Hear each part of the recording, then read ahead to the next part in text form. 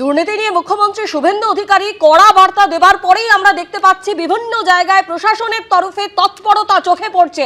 এই মুহূর্তে ঠিক যে খবরের দিকে নজর রাখবো, পুলিশের জালে তৃণমূল নেতা ও আমডাঙ্গা পঞ্চায়েত সমিতি সভাপতি আনিসুর রহমান। আনিসুরের প্রাক্তন তৃণমূল বিধায়ক রফিকুর রহমানের ভাই।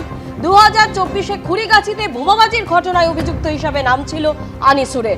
আরো বিস্তারিত জানতে আমাদের প্রতিনিধি সমীরণ পাল আমাদের সঙ্গে রয়েছেন। সমীরণ, এই ব্যক্তির বিরুদ্ধে একাধিক অভিযোগ রয়েছে, পুলিশ সূত্রে ঠিক কি জানতে পারছো?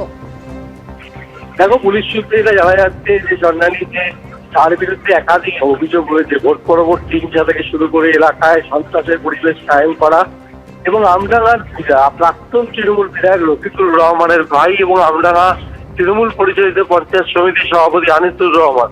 সব থেকে গুরুত্বপূর্ণ যেটা অভিযোগ যে তার বিরুদ্ধে বারাসাত আদালতে গ্রেপ্তারি পরোয়ানা জারি হয়েছিল বেশ কয়েক মাস আগে থেকে এবং তাকে আদালত গ্রেপ্তারের নির্দেশ দিয়েছিল। কিন্তু রাজ্যে যেহেতু শাসক দল তখন তৃণমূল ছিল, সেই কারণে পুলিশের তরফ থেকে তাকে গ্রেপ্তার করার কোনো উদ্যোগ নেওয়া হয়নি।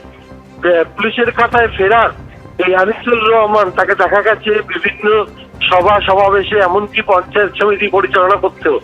রাজ্যে পালাবদলতে গতকালই তাকে আমডাঙ্গা থানা পুলিশ গ্রেপ্তার করেছে। আজ তাকে বারাসাত আদালতে পেশ করা হবে। 2024 সালে খুরিগাছি এলাকায় বোমাবাজি হয় এবং এক যুবককে লক্ষ্য করে গুলি চালানো, এই ঘটনায় অভিযোগ হয় আনিসুর রহমানের বিরুদ্ধে।